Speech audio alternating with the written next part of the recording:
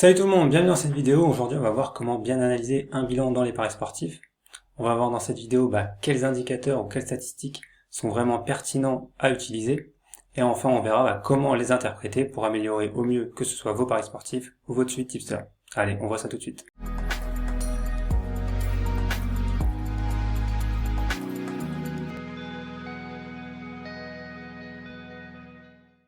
On se retrouve donc sur mon fichier Excel. Donc l'idée c'est vraiment de vous montrer quelles sont les données et les indicateurs importants à avoir dans son bilan et aussi comment analyser ces données, comment les interpréter pour au final en tirer des conclusions et mettre en place des actions, c'est-à-dire modifier une stratégie ou se dire c'est bon, cette stratégie est bonne, je la continue, arrêter une stratégie parce qu'elle est mauvaise et pareil pour un tipster, continuer de suivre le tipster ou l'arrêter parce que le tipster n'est plus bon ou ne l'a jamais été. Petite parenthèse, voilà, si vous aimez ce fichier et que vous souhaitez l'obtenir, sachez qu'il est disponible sur le site. Je vous ai mis le lien dans la description. Voilà, vous pouvez cliquer sur le lien et vous aurez accès à ce fichier Excel.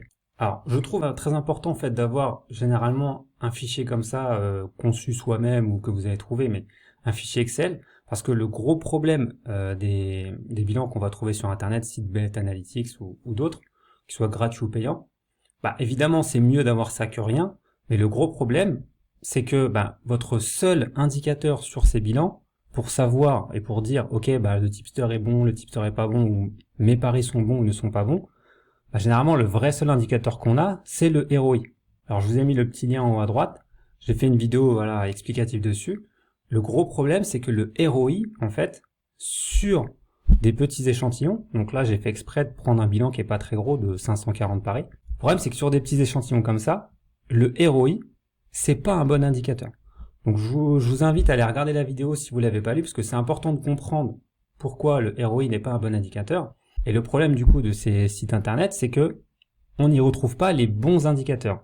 Et les bons indicateurs, ça va être notamment celui-là, donc le ROI en fait attendu par rapport à la closing de Pinacle, le ROI attendu par rapport, alors moi j'ai mis mon algo parce que j'ai utilisé un algorithme, mais en fait, c'est le ROI attendu par rapport à votre estimation à vous. Donc, soit elle est faite par un algorithme, soit elle est faite par un tableau d'analyse, ou soit vous la faites juste par instinct. Vous allez sur le site du bookmaker, vous voyez une cote à 1,80, vous dites, oula, non, ça c'est trop haut.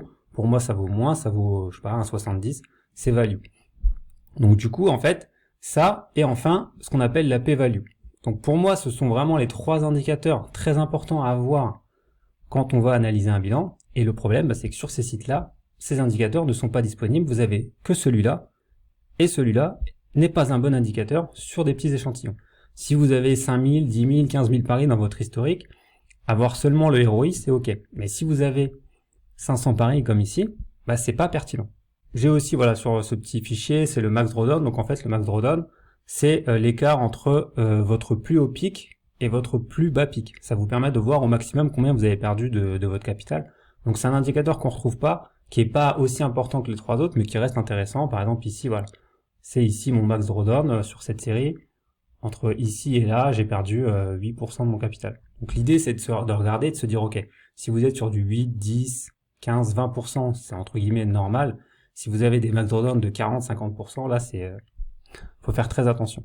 Donc comme je vous l'ai dit, l'idée, c'était d'avoir quelque chose qui peut ressembler à un bilan d'un débutant ou de quelqu'un d'intermédiaire, donc un volume qui peut paraître peut-être un petit peu important pour quand on débute, mais qu'en fait n'est pas si gros que ça. Et l'idée surtout, c'est que, comme je vous l'ai dit, quand vous analysez un bilan, par exemple, si vous suivez un tipster, ça va être très très rare que vous allez vous dire, ok, je vais suivre le tipster pour le tester sur 2000 ou 3000 paris. Généralement, on va suivre un tipster, comme je l'ai fait ici, sur 100, 200 paris pour se faire une idée du tipster. Pareil quand vous mettez une stratégie en place. Si vous avez comme indicateur seulement le ROI, en fait, quand vous allez tester une méthode, il faudrait faire au moins 2-3 000 paris. Évidemment, personne ne fait ça. Et du coup, l'idée, c'est d'avoir des indicateurs qui vont être pertinents sur des échantillons de 100, 200, 300 paris. Donc, dans ce bilan, il y a 200 paris de moi. Alors, c'est des paris que j'ai pris sur un XBet, donc c'est des paris que je peux pas envoyer dans le groupe général. Après, vous avez un tipster, là, c'était un tipster foot que j'ai testé sur à peu près 200 paris. Et le deuxième tipster, c'est un tipster sur du MMA. L'idée, c'est de savoir si ces tipsters sont bons ou pas. Donc les indicateurs. La p-value, alors j'avais déjà parlé dans une vidéo, mais en fait, l'idée, c'est de connaître en fait la probabilité d'avoir ce résultat-là, donc d'avoir ce ROI ici, par rapport au nombre de paris que j'ai pris si j'avais fait ça uniquement par la chance. Imaginons que j'ai pris tous ces paris au hasard en fermant les yeux et en cliquant un petit peu au pif. Bah, quelle est la probabilité, après 543 paris, d'être à 6,5 de ROI? Et ben, la probabilité, c'est la p-value qui va nous donner, donc c'est à peu près 12%. Donc vous voyez qu'il y a quand même 12% de chance d'avoir ce résultat, bah, uniquement au hasard. Ce qui est déjà un premier indicateur qui nous dit, bah voilà, ton échantillon, c'est bien, on a gagné de l'argent, mais ton échantillon est encore trop petit pour vraiment savoir, avec, je mets certitude en guillemets parce qu'on n'est jamais sûr de rien, il y a toujours une petite probabilité, mais en tout cas il y a une probabilité quand même assez élevée, il y a quand même presque 12% de chance d'avoir ce résultat uniquement par la chance, par le hasard. C'est comme si en fait on se disait, voilà, il y a 100 personnes qui vont prendre des paris vraiment au pif sur les bookmakers avec les mêmes conditions que moi, donc 543 paris avec une cote moyenne de 2,60, et bien sur les 100 personnes qui auront pris des paris au hasard avec ces mêmes paramètres, ben, il y en a 11 ou 12, en théorie, qui vont avoir un résultat positif, alors qu'ils n'auront même pas à regarder les paris. Enfin, il n'y a même pas de connaissance ou rien, c'est juste purement de la chance. J'ai pris des trucs au pif, et j'ai réussi à avoir un ROI de 6,5%. Donc là, on a déjà un premier indicateur qui nous dit, attention, ne t'enflamme pas trop, tes résultats, voilà, il y a encore une grande probabilité que ce soit dû à la chance. L'idée vraiment, c'est d'avoir une p-value très très basse pour se dire, voilà, il y a quasi certitude, j'ai gagné grâce à mes compétences, et aussi, bah, si vous avez des tipsters dans votre échantillon, de se dire, voilà, globalement, en fait, moi et mes tipsters, on a gagné grâce à nos compétences et pas à la chance. Donc l'idée, c'est d'avoir une p-value voilà, en dessous des 1%. Le deuxième indicateur, et c'est celui-là le plus important, en fait, ça va être un petit peu votre point de référence, ça va être le ROI attendu par rapport à la cote de clôture. Donc là, je vous mets un lien en haut à droite, voilà, dans une vidéo où j'explique vraiment ce que c'est que le ROI attendu, la closing, comment la calculer et tout. Donc voilà, donc si vous savez pas trop, bah pareil, allez checker un œil, c'est plutôt au milieu fin de vidéo, j'explique ça, et vous saurez exactement ce que c'est, parce que je vais pas rentrer dans le détail. Donc l'idée là, ça va être vraiment de se dire, ça va être notre point de référence, c'est-à-dire que s'il n'y avait pas de chance, il n'y avait pas de variance, je devrais avoir à peu près un ROI de 3,5% sur cet échantillon.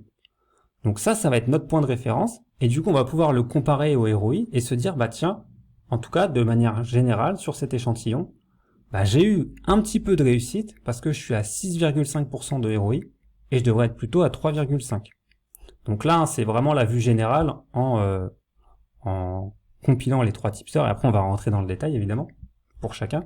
Mais là globalement on se dit, je devrais avoir en fait par rapport à la closing sans la marge de pinacle un ROI de 3,5%, donc c'est déjà un bon indicateur parce que bah, ça veut dire qu'on est dans le positif, mais en tout cas je suis à 6,5, je suis au-dessus, j'ai eu un petit peu de chance. Donc ça c'est vraiment, si on va dire que vous deviez avoir qu'un seul indicateur, ça serait vraiment celui-là, parce que c'est celui-là le plus efficace, le plus pertinent.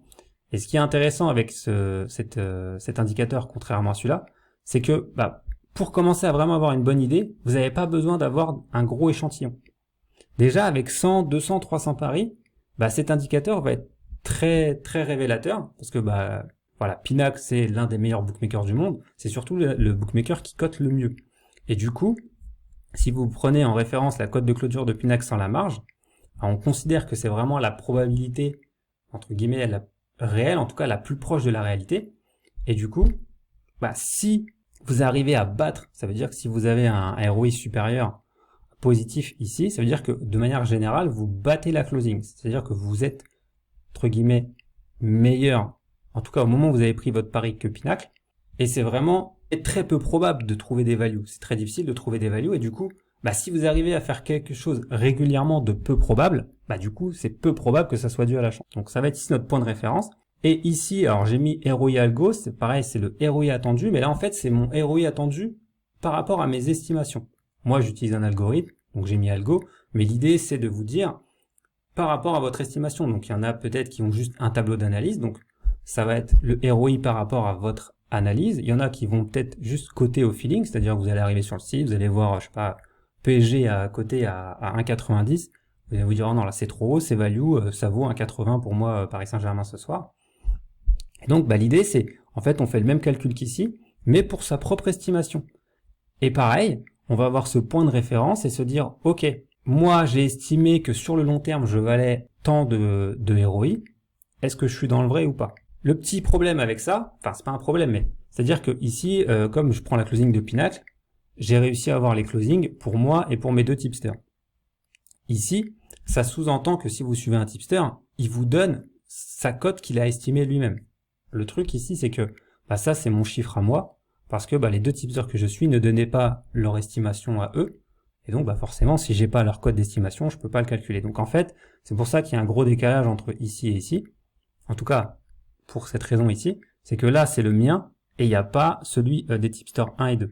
On verra après dans le détail pourquoi il y a un écart, mais si admettons, il y avait que moi, et que j'avais 3,5% de ROI, et que mon algorithme disait au final que je devrais avoir 9,6, ça voudrait dire là que mon algorithme, certes, me fait gagner, mais en tout cas, il surestime grandement l'avantage que j'ai, donc il faudrait peut-être essayer de recalibrer l'algorithme pour que ce ROI ici soit proche de celui-là, quoi. Après, on accepte une marge d'erreur, peut-être 4,5, 5% par exemple. En tout cas, ici, ça serait trop haut, mais là, en tout cas, dans cet exemple, il y a une raison, c'est que j'ai que mon estimation à moi et les tipsters, je l'ai pas et vous verrez pourquoi il y a un écart. Donc voilà vraiment ces trois indicateurs vraiment très importants à avoir et comme je le dis, le problème c'est que quand vous allez prendre un Bet Analytics, ces trois-là, vous les avez pas. Vous avez que celui-là et c'est le plus mauvais. Problème, analyser quelque chose avec un mauvais indicateur, c'est déjà se tirer un petit peu une balle dans le pied pour tirer des bonnes conclusions.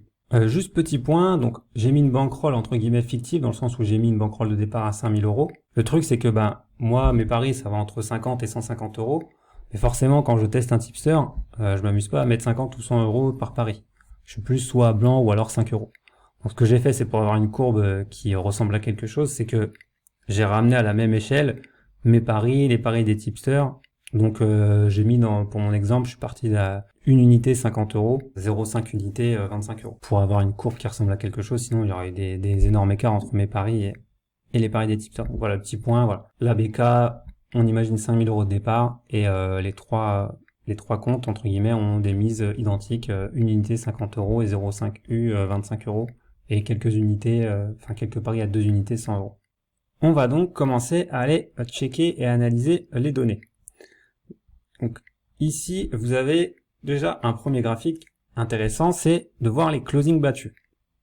Donc là, vous voyez, par exemple, moi, donc vous voyez que sur tous mes paris que j'ai pris, on va juste...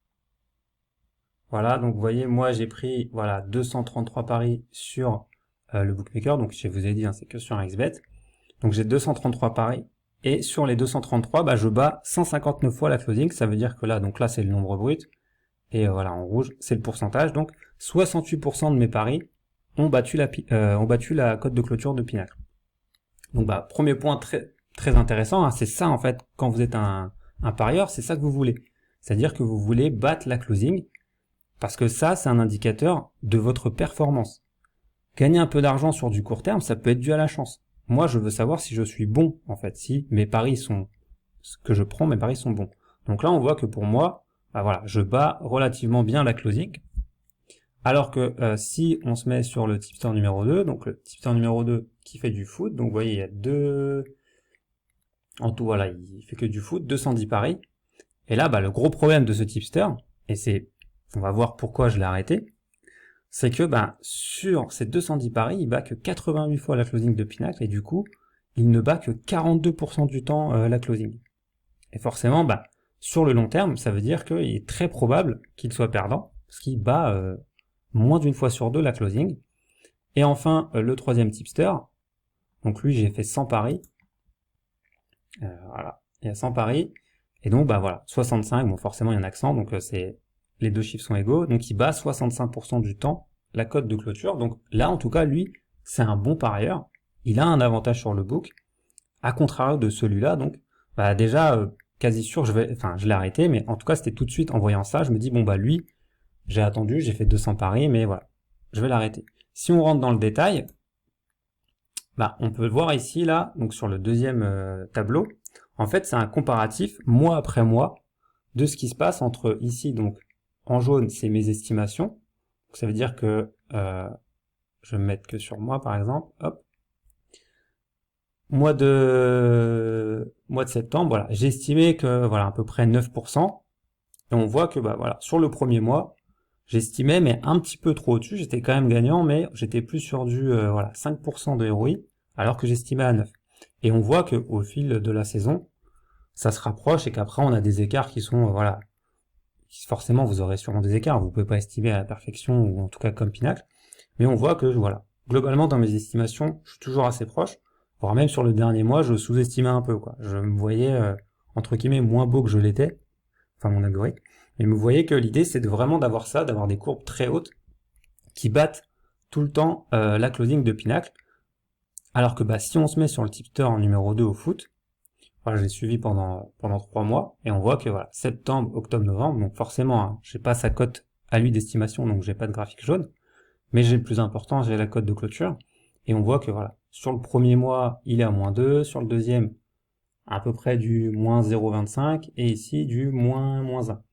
Donc globalement, il est tout le temps en dessous, et si on se met sur le troisième tipster, on voit que lui par contre, pareil, globalement, il bat tout le temps la closing. Donc ça, c'est vraiment très très important d'avoir ces indicateurs parce que bah, vous voyez, tout de suite, j'ai des informations et des informations qui sont pertinentes. J'ai des petits échantillons, mais grâce à la cote de clôture, je peux tirer des conclusions de ces petits échantillons, alors que si j'avais seulement le ROI, bah, je pourrais pas tirer de conclusion. Après, l'idée, c'est de peut-être aller voir en détail et de se dire, donc là, je pourrais regarder détail par mois, voilà, en année, mais l'idée, c'est de se dire, ok, on va les checker un petit peu en détail. Donc, comme je vous disais, hein, voilà, j'ai pas leur estimation, donc je peux pas les deviner. Et ici, on voit que un gros écart parce que bah il y a que les miennes en fait. Et donc moi, intéressant sur mon échantillon, en tout cas, c'est que la closing me donne 8% et mon algo me donne 9,6. Très intéressant, c'est de se dire que en tout cas, bah pour mes paris sur un XBet, mon algo qui est il y a peut-être 90% de paris sur les matchs. Il y a quelques joueurs, mais c'est très rare, parce que je suis limité sur un XBet, donc je prends très rarement des paris joueurs. Enfin, je suis limité sur les joueurs sur un XBet. Il me baisse ma cote à peu près de 0,2, donc je prends quand il y a vraiment des grosses annonces de blessures. Et même malgré la baisse qu'ils m'ont mise, avec l'annonce de blessure, je prends avant qu'ils aient eu le temps de modifier les cotes, parce qu'il y a quelques values. J'ai un algo qui est plutôt bien, parce que bah il y a très peu d'écart entre la closing et mon algo. Et par contre, on voit que je suis à 11,5. Je suis un peu au-dessus de 8, donc bah j'ai eu un petit peu de réussite sur cet échantillon. J'ai eu un petit peu de chance, j'ai gagné un peu plus que prévu. Mais je suis quand même au moins à 8%, donc c'est très bon signe. En tout cas, c'est très bien sur cette saison. Le tipster numéro 2, bah, le foot, hein, je vous l'ai dit, bah, globalement, voilà. Un petit peu en dessous de la closing. Alors, c'est pas dramatique, parce que bon, il est très proche, peut-être qu'il y a un petit peu d'écart et en fait, il vaut 0, mais le problème, c'est que bah, sur le long terme, je vais peut-être être un petit peu en négatif ou à l'équilibre en le suivant, voire très très légèrement positif. Mais j'ai pas envie de prendre le risque, parce que, ben voilà, il bat pas la closing, et si on va un petit peu dans le détail, parce que lui, comme il faisait que du foot, donc si on regarde tout ça, voilà, il faisait un petit peu de tout en matière de ligue, et on voit qu'en fait, ben, il bat rien, voilà, il est à l'équilibre sur la Serie A, et il bat un tout petit peu sur la Belgique, mais après, le reste, il est tout le temps en dessous. Alors que le tipster du MMA, 3% de ROI sur le long terme, et bah lui, au contraire, un petit peu de malchance, parce que, bon, bah, légère malchance, mais un petit peu en dessous. Voilà, c'est vraiment à partir de ça que vous devez vous dire, ok, j'ai testé un tipster, bah j'arrête de le suivre parce que bah il bat pas la closing. Donc évidemment, faut pas non plus le tester que sur 15 paris, il faut quand même que l'échantillon soit un petit peu plus grand, mais c'est vraiment l'intérêt d'avoir ces données-là, c'est de se dire, ok, je vais l'essayer sur 100, 200 paris, et je vais tirer mes conclusions. Chute de cote aussi, il faut évidemment prendre ça en compte, parce que notamment ce tipster-là aussi, je l'ai arrêté, parce que le problème, c'est que c'était un tipster qui pariait sur des books américains, et bah très souvent, soit moi je prenais une cote, mais lui il l'avait plus haute, genre je sais pas, lui il l'avait à 2 et moi je prenais un 90 sur Pinacle ou un XBet. Donc bah, problème d'avoir des chutes de cote. Ou alors des fois carrément bah soit je retrouvais pas l'intitulé exact du pari parce que bon déjà c'est le MMA, je m'y connais pas trop et les intitulés que lui mettait étaient peut-être pas forcément les mêmes sur les books que j'avais, du coup je trouvais pas les paris. Ou alors des fois bah ils y étaient pas du tout. Problématique de ça, de se dire j'ai des cotes qui baissent parce que lui du coup comme j'avais pas mal de baisse de cotes, sûrement que lui son ROI par rapport à la closing sur le long terme, son ROI attendu, il est peut-être de 6-7% quoi. Mais comme à chaque fois j'avais des chutes, et le problème c'est que bah du coup je suis quand même assez proche, hein, on est qu'à 3%, donc et comme il met pas ses cotes limites, bah ça se trouve je prenais des trucs qui en fait pour lui n'étaient pas value et je le savais pas. Donc problème là, chute de cote du coup chiffre différent de lui. Donc voilà, lui, on va dire que ça a encore un petit peu, j'hésite encore à me dire est-ce que je continue, malgré ça, il est en positif, mais bon. Mais en tout cas, lui, bah, j'ai arrêté, parce que bah, juste, il ne veut pas la closing. Et donc, bah, l'idée, c'est vous, pour vos propres paris, vous allez utiliser cette même méthodologie. Si par exemple, sur un sport, vous faites plusieurs types de paris, comme moi, voilà, je parie sur pas mal de trucs sur le basket, bah, c'est bien d'avoir le détail après, pour tirer des conclusions. Donc là, globalement, on voit que c'est voilà, ce que j'ai pris, ce que je prends sur un XBet, en tout cas, tout ce qui est H négatif, positif, ML, c'est plutôt pas mal. Alors, les ML, c'est logique que ça soit l'un des plus gros héros attendus, parce qu'en Moneyline, comme je vous l'ai dit, je prends beaucoup sur des paris où il y a des annonces de blessures, donc j'ai beaucoup de paris sûrs de value là-dessus, parce qu'il va y avoir des grosses chutes. Et ici, bah, c'est un peu pareil, c'est des overpoints sur les joueurs, donc vous voyez, j'en ai pas pris beaucoup, j'en ai pris que 21 sur l'année. Mais bah pareil, je suis quasi sûr d'avoir des grosses values parce que bah je sais pas, typiquement voilà, il y a Milwaukee, Giannis Antetokounmpo qui est voilà la star de l'équipe et plusieurs fois MVP, l'un des meilleurs joueurs du monde, est absent. Bah forcément, je vais prendre au point l'un de ses coéquipiers, Chris Middleton ou Jrue Holiday, et il y a vraiment moyen de trouver des belles choses. Typiquement, pour vous montrer un exemple, hop, ici. Voilà, vers la fin de saison, il y a eu un match, c'était les playoffs Miami contre Boston. Voilà, il y a eu l'annonce que Jimmy Butler, qui est la star de l'équipe, a été annoncé absent. Bon bah voilà, j'ai pris Adebayo au point, j'ai pris un 77 et ça a fini voilà, à 1,58 sur Pinacle. Et du coup, en enlevant la marge avec la closing, ça fait un 63. Voilà, ça fait un ROI de 9%. Moi, j'avais estimé un 6 sans Butler et voilà, ça finit à un 63. C'est vraiment voilà entre guillemets des values faciles sur un XBet avec des annonces de blessures. Et par contre, bah il y a très peu de paris, mais on va dire que ça m'étonne pas parce que bah j'ai pris du over/under pour quelques matchs. J'en ai proposé aussi dans le groupe. Le truc c'est que bah des over/under, j'ai pas d'algorithme. Donc c'est un petit peu à mon feeling, à mon impression. Et on voit que bah voilà sur le over, les 4 que j'ai pris, bah je suis à l'équilibre, pas d'avantage. Et sur les under que j'ai pris, bon il y en a que 2, mais en tout cas j'étais pas bon sur les under, alors que bah les deux sont passés. Donc bah entre guillemets j'ai eu de la chance parce que les deux sont passés, mais mes estimations n'étaient pas très bonnes. Mais après, voilà, sur tout le reste, les algos, ça va. Mais là, ça me choque pas, en fait, parce que j'ai pas d'algorithme sur les over-under. J'en avais fait un il y a quelques temps, mais j'étais pas très satisfait. Donc, du coup, ça m'arrive encore des fois de prendre des over-under, mais en vrai, bah, je devrais pas. Parce que, bah, voilà, je suis pas ouf dessus. Donc, vraiment, voilà, comment tirer des conclusions de son bilan et se dire, ok, bah, je continue une stratégie parce que je bats la closing et je semble bon. En plus, ça vous permet de vous dire, ok, bah, moi, j'estime que sur ce type de pari, je vaux 7% sur le long terme, 7,7. Bah, ça correspond à peu près parce que la closing et mon estimation sont assez proches. Donc c'est vraiment très intéressant d'avoir les deux parce que bah, vous allez pouvoir en fait vous juger vous-même. Est-ce que vous voyez plus haut? Voilà. Typiquement, imaginons ici j'ai 3% de ROI et là je serai à 15. Bon bah ça voudrait dire que ou mon algorithme ou mes estimations entre guillemets au feeling sont complètement à côté de la plaque quoi. Typiquement, vous voyez, alors voilà, je me voyais pas excessivement beau, hein, vous voyez, 3% ou 2,6%, je pensais qu'il y avait des légères erreurs. Encore ici, ça va, je suis pas trop loin, il y a 2,6% d'écart, mais ici, bah, entre guillemets, il y a un écart de 6%. Donc, bah, le under, j'étais pas très bon sur ce que j'ai pris, alors que je pensais qu'il y avait une petite value. Donc, c'est vraiment très important d'avoir à la fois ça et ça pour se juger. Dernier point que je voudrais aborder dans cette vidéo, c'est souvent une question que les gens se posent, c'est de suivre un tipster, et puis à un moment, bah, ce tipster va rentrer en bad run. Est-ce que je dois continuer à suivre ce tipster ou est-ce que je dois l'arrêter? Je pense que si vous suivez des tipsters, vous êtes tous posé cette question, est-ce que je continue à suivre un tipster qui est en bad run? Évidemment, vous êtes libre d'arrêter, de vous dire, voilà, il me fait perdre de l'argent, j'arrête. Mais la vraie question à se poser, c'est, est-ce qu'il perd de l'argent parce que bah, là, il est en période de variance négative, donc juste, il a de la malchance, ce qui arrive à tout le monde et ce qui arrive à tout parieur à un moment donné. On peut pas être tout le temps positif. Est-ce que simplement, il a de la malchance et du coup, bah, je vais pas, en vrai, normalement, rationnellement, arrêter un tipster parce qu'il a de la malchance. J'arrête un tipster parce qu'il devient mauvais dans la prise de ses paris, qu'il prend des mauvais paris. C'est pas parce que le pari est perdant que c'est un mauvais pari. C'est un bon pari, c'est un pari qui est value sur le long terme. Et bah, avec ces indicateurs, on a un moyen de voir, en fait, d'essayer de comprendre ce qui se passe sur le bad run. Est-ce que le bad run est dû à de la malchance ou est-ce que le bad run est dû à un changement dans la prise de pari? Peut-être que je vais me mettre par exemple ici. Imaginons, je vais prendre une petite feuille. On va se mettre comme ça. Je vais me mettre en dessin. Alors, pardon pour le dessin, parce que la souris, c'est pas forcément évident, mais l'idée, c'est d'avoir... Bon, on a ce graphique ici, admettons. Tac. Comme ça. Et vous avez un tipster qui, bah, je sais pas, vous le suivez peut-être depuis 1 an, 2 ans, 6 mois, enfin, peu importe. Ça se passait bien, et puis, donc, on va dire, voilà, je vais prendre un bout de... Ça se passait comme ça, tranquille, ça montait, tranquillement. Et puis, à un moment, le bad run qui arrive. Et ça baisse, ok, ça stagne, et puis bon, ça continue, et puis à un moment, bah, peut-être ça commence à remonter après, mais... Et puis, bah, vous êtes, je sais pas, ici, et à partir de ce point-là, vous vous dites, bon, là, ça fait, peut-être que c'est une grande période, hein, peut-être que là, c'est sur 3 mois, quoi. Imaginons, c'est 3 mois.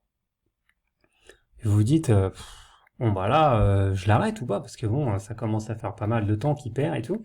Le vrai argument, et c'est pour ça que si c'est important d'avoir ces données, c'est d'essayer de voir, bah, s'il y a un changement au niveau de ces closings.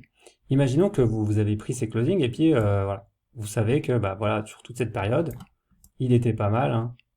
Je sais pas, on va dire que ici c'est 5% de ROI, hein. Vraiment pas terrible avec la souris, mais bon. Voilà, 5% de ROI, donc il bat la closing, des fois un peu plus, des fois un peu moins, mais globalement jusque-là, on va dire que c'est à peu près pareil, jusque-là ça battait et tout. Et puis, bah, en fait, ce qui est intéressant, c'est d'observer pendant le bad run. Imaginons que, bah, il y a le bad run, et puis, bah, vous voyez pas de changement. Il continue à battre la closing, normal. Des fois, il la bat peut-être un peu moins, mais bon, ça arrive à tout le monde, mais il bat. Bah là, il n'y a pas de raison, en fait, de l'arrêter. Le tipster continue à battre la closing, ça veut dire que, bah, entre guillemets, il a très probablement pas changé de méthode, alors que ce soit un algorithme ou au feeling, hein, peu importe, mais en tout cas, il semble ne pas avoir changé son approche, il trouve toujours des values. Évidemment, il faut aussi regarder s'il n'a pas changé ses mises. S'il est passé de 1% à 10%, bon bah, vous pouvez certes continuer à suivre ses paris, parce qu'on voit qu'il prend toujours des bons paris, mais ne suivez pas à 10%, restez à 1%. Mais en tout cas, il n'y a pas de choses dans son attitude qui nous laisserait présager que bah, il commence à tilter et à prendre des mauvais paris. Donc là, bah, j'ai envie de vous dire, faites ce que vous voulez, mais vous pouvez, entre guillemets, rationnellement continuer à le suivre parce que la qualité de ses paris n'a pas changé. Par contre, si un tipster commence à rentrer en bad run, et en plus peut-être que c'est son premier gros bad run, et que, ben, vous voyez, bad run qui est là, et puis à partir de là, on va dire, changer de couleur, sa closing, ben, elle change.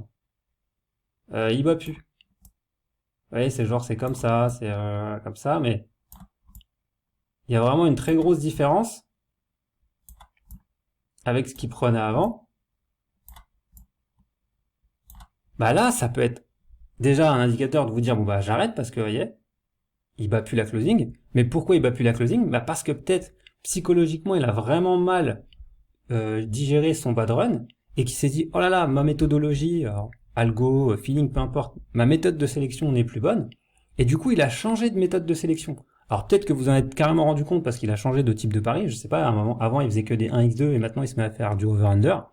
Il change de pari, donc là bah, c'est très visible, hein, si vous voyez que c'est plus du tout le même type de pari qu'il envoie, forcément vous avez déjà un doute, mais en tout cas, peut-être qu'il continue à faire du 1x2, mais il a changé sa méthodologie, il a changé sa méthode de sélection, et du coup, bah, en fait, sa méthode de sélection avant, elle était bonne, mais la nouvelle, elle est plus bonne. Et là, vous pouvez vous dire, bah lui, j'arrête de le suivre, en fait, parce que maintenant, ses paris sont mauvais, et psychologiquement, il a pas, en fait, encaissé le bad run.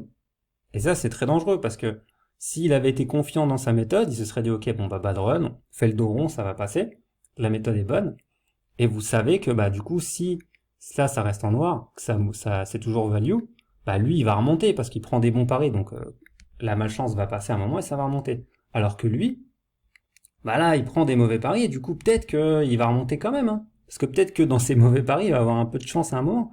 Mais globalement, sur le long terme, s'il fait ça, si en tout cas il garde cette stratégie-là, bah lui, il va vous faire perdre. Et puis même, c'est très dangereux de suivre un tipster qui, dès qu'il perd un peu, peut-être 50, 100 paris de suite, ou 150, se met à changer de méthodologie. Parce que ça veut dire qu'à chaque fois qu'il y a un bad run, le mec va changer d'approche. Et en fait, vous n'avez pas la certitude que ce mec va être bon sur le long terme, parce qu'il change tout le temps. Donc voilà un très bon moyen de répondre à cette question, est-ce que je dois arrêter de suivre un tipster quand il est en bad run, bah, c'est de prendre ses closings pour avoir vraiment un avis objectif sur sa qualité de pari. Là où si vous regardez juste ça, bah, sur du court terme, en fait, c'est pas objectif, c'est trop sujet à variance, il peut y avoir trop d'impact par la chance ou la malchance dans ce résultat. Et du coup, il faut avoir ces closings comme indicateur. J'allais oublier, mais le petit point intéressant, pareil, que vous avez généralement pas sur des bilans classiques, sur Internet, c'est par exemple les liquidités que vous avez sur les books. C'est vrai que si vous avez plusieurs books, bah, on n'a pas tout le temps en tête exactement combien on a sur chaque bookmaker. Donc l'idée c'est d'avoir un petit graphique pour savoir exactement combien vous avez entre guillemets en temps réel, parce que quand vous allez rentrer vos paris, bah, ça va s'adapter avec ce que vous avez gagné ou perdu. Et aussi ce qui est intéressant, c'est ici sur ce graphique vous avez la répartition des paris par bookmaker. Donc vous allez voir tout de suite sur quel bookmaker vous pariez le plus. Et c'est vrai que souvent quand on va débuter dans les paris sportifs, on ne sait pas trop combien mettre sur chaque bookmaker. Est-ce que je dois mettre autant sur chaque book? Est-ce que je dois mettre beaucoup sur celui-là, pas beaucoup sur l'autre? Bah, en fait, avoir ces données-là, ça va être intéressant. Alors, vous n'allez pas pouvoir le faire dès le début, mais on va dire peut-être à mi-saison ou limite vous attendez une saison, mais en tout cas à mi-saison, vous pouvez voir un petit peu la répartition de vos mises par rapport au bookmaker et du coup, bah, adapter en conséquence la répartition des mises sur les books. Là, si on prenait cet exemple, alors j'ai mis des mises fictives hein, pour avoir une bankroll de 5000, j'ai réparti un petit peu comme ça quand j'ai fait, mais bah, typiquement on pourrait se dire ok bah je parie très peu sur AO, donc j'ai mis Asian Odds, bah ça sert à rien d'avoir autant sur Asian Odds alors que je parie très peu. Vous voyez? Donc je pourrais, si je faisais les choses vraiment bien, me dire bah je baisse un peu sur Asian Odds, alors que bah sur un XBet je parie beaucoup, donc bah je vais avoir un peu plus sur un XBet que sur Pinnacle et Asian Odds. Ou en tout cas, entre guillemets, à disposition. Je suis pas obligé de mettre énormément sur un XBet, mais peut-être me dire, voilà, je vais laisser l'argent de côté sur un portefeuille électronique sur NetTeller pour apprivoiser à XBet si j'en ai besoin. Mais en tout cas, sur Asian Odds, j'ai pas besoin d'avoir 20-25 unités d'avance. Peut-être 7-8 unités d'avance, ça suffit. Donc, en ayant ça et ça sous les yeux, vous pouvez très facilement vous dire, ok, bah là, faut que je répartis mieux mes liquidités sur mes books parce que bah, sur des bookmakers, j'ai beaucoup trop d'argent pour rien, en fait. Donc voilà le petit point aussi que vous pouvez avoir avec ce fichier. J'espère que cette vidéo vous aura aidé et inspiré pour utiliser les mêmes indicateurs que je vous ai montrés et comment les interpréter. Voilà, et si vous voulez vous procurer le fichier que j'ai utilisé, je vous ai mis le lien dans la description. Comme d'habitude, n'hésitez pas à laisser un petit pouce bleu, un commentaire et à vous abonner si vous avez apprécié la vidéo. Et puis moi je vous dis à bientôt pour une nouvelle vidéo. Salut tout le monde.